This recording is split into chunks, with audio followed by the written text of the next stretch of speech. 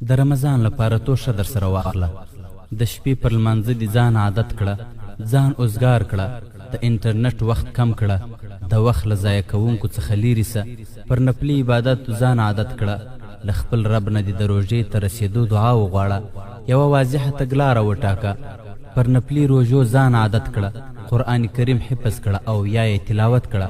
پر صدقاتو ځان عادت کړه، قرآن تلاوت ډیر کړه، خوراک کم کړه، مسجد کې ناسته زیاته کړه، د روژې احتیاجات له مخکې پوره کړه، قضایي روژې له رمضان مخکې ادا کړه، ماشومان دې پر نیکۍ کولو عادت کړه، زړه دې الله ته فارغ کړه، د الله ذکر ډیر کړه، پر نوافلو پابند سه، خوب دې کم کړه، کور او کورنۍ دې تیار کړه، که سګریټ کوي ځان ترې خلاص کړه، د روژې احکام زده کړه، شبګیر مه کوه، دعا کول ډیر کړه، ځان دې سم کړه، نیت دې پاک کړه، کارونه دې منظم کړه، توبه وباسه او نورو ته یې هم ووایه.